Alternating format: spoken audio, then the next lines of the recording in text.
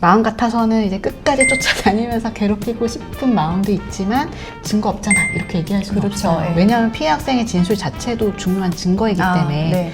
이게 변호사도 자기 아이가 이제 가해자로 몰리거나 이러면 변호사한테 이제 물어보는 경우가 많아요.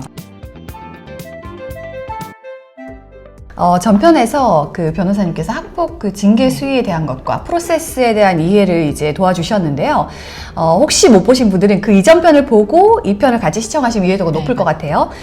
먼저 이제 학폭 신고부터 어떻게 해야 될지 좀 자세하게 알아보려고 하는데요. 학폭 신고를 해야 할지 말아야 될지 일단 고민을 한 다음에 1편에서도 가볍게 얘기를 해주셨잖아요. 꼭 해야 하는 그런 중대 사항들은 어떤 것들이 있을까요? 일단 아이가 좀 피해를 반복적으로 좀 계속적으로 겪고 있다면 아이 스스로 좀 해결하기 어려운 경우이기 때문에 그럴 때는 신고를 하시는 게 좋을 것 같고요. 네. 또 이제 우리 법에서 범죄라고 정해놓은 행위들, 뭐 요새 불법 촬영 이런 이슈들이 많거든요. 그래서 불법 촬영이라든지 뭐 강제추행이라든지 폭행, 뭐 명예훼손 이런 경우에는 또 좀 신고를 하시는 게 좋을 것 같고 네. 이런 경우는 아니더라도 이제 아이가 좀 불편하고 힘든 네. 상황이 있다. 그러면 이제 아이가 원하는 대로 좀 도와주시는 게 좋을 것 같습니다. 네. 앞서서 이제 징계 내용이 이렇게 검토해 봤을 때 생각했던 것보다 사실 조치는 세지 않다라는 느낌을 좀 받았거든요. 그래서 실제 이제 피해에 해당되는 징계가 나오게 하고 싶다. 이거는 이 정도 징계를 받아 마땅하다라는 생각이 사실 드는 부분이 있을 거예요. 부모님 입장에서. 네. 그런 경우에 어떤 준비를 좀 구체화해서 하면 좋을까요?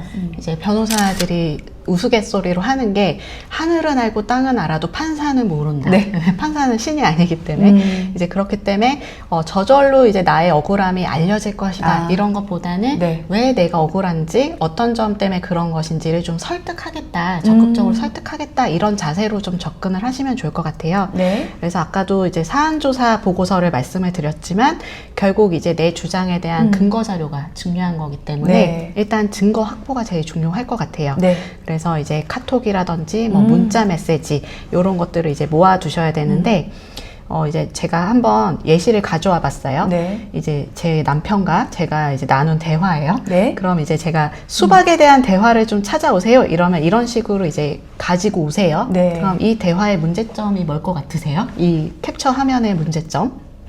일단은 제가 이렇게 보니까 날짜 같은 게 안 보이는 것 같기는 하고요. 네, 네. 맞아요. 그래서 어떤 대화를 언제 나눴는지 했는지. 그게 참 중요해요. 왜냐하면 이거는 이제 조작된 자료일 수도 있고 하기 때문에 항상 자료를 주실 때 어떤 대화를 했냐에 이제 초점을 맞추시다 보니까 그 대화만 딱 이렇게 잘라서 주시는 경우가 있는데 그게 아니라 이제 그 날짜 이런 게 좀 나오게 이렇게 전체적으로 좀 캡처를 하시는 게 좋고요. 약간 육하 원칙을 항상 맞습니다. 생각하고 있어야겠는데요. 언제 그렇죠? 네.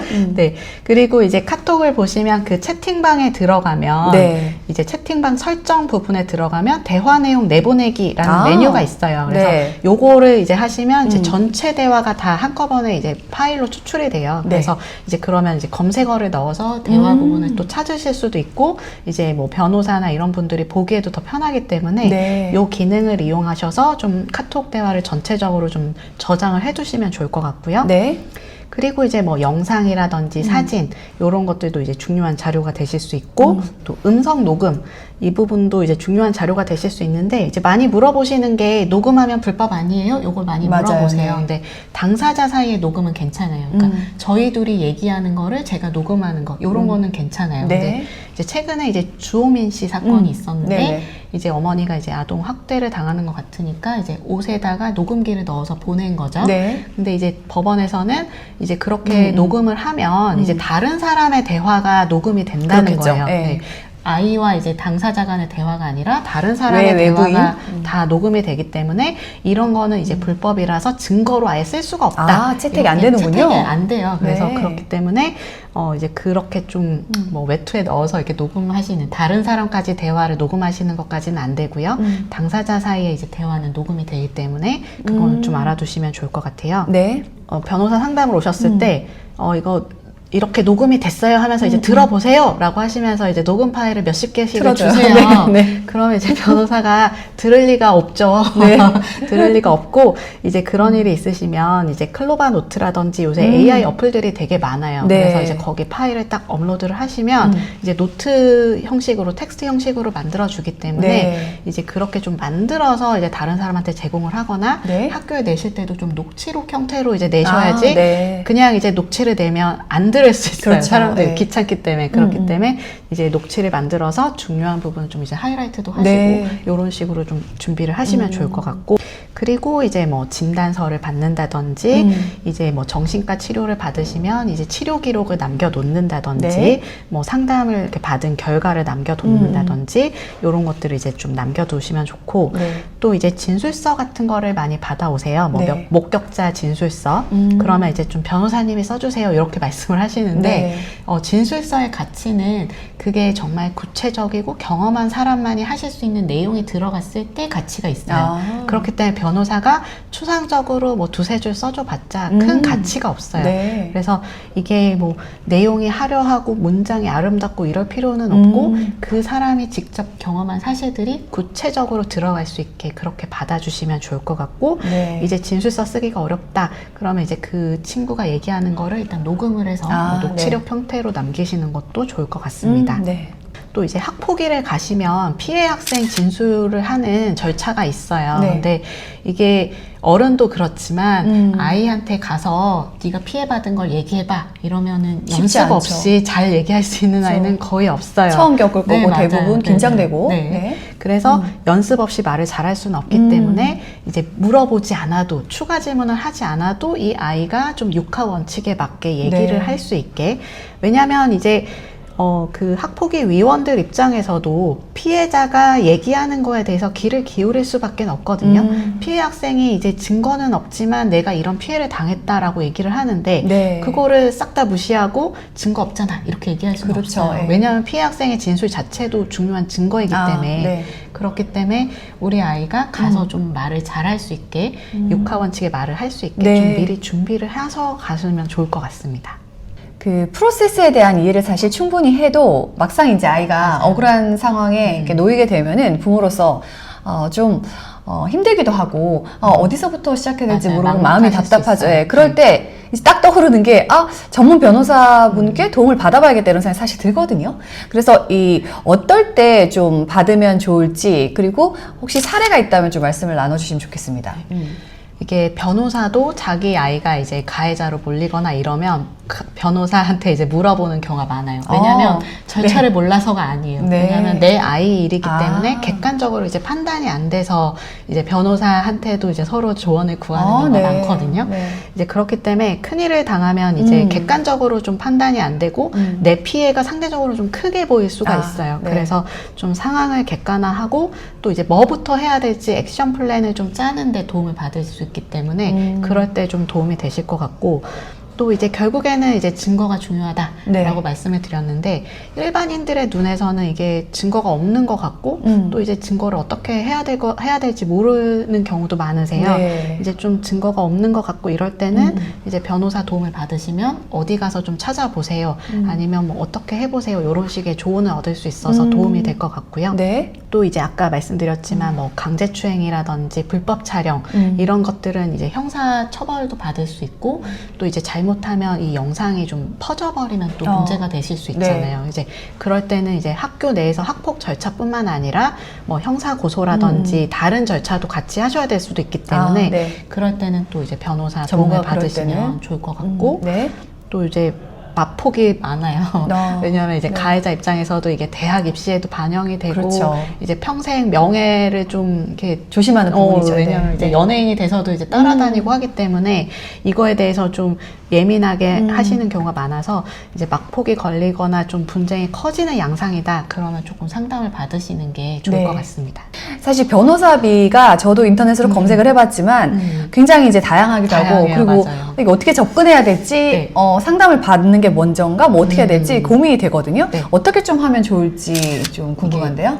이 변호사 비용은 사실 이제 여러 가지 방법으로 내실 수가 있어요. 그래서 일회성으로 그냥 상담을 받으시는 방법도 있고 절차 전체를 전체에 대해서 이제 통으로 위임하시는 방법도 있는데요. 네. 그래서 일회성 상담을 받으시면 보통 이제 30분당 뭐 10에서 20만 원 이런 식으로 시간에 비례해서 네.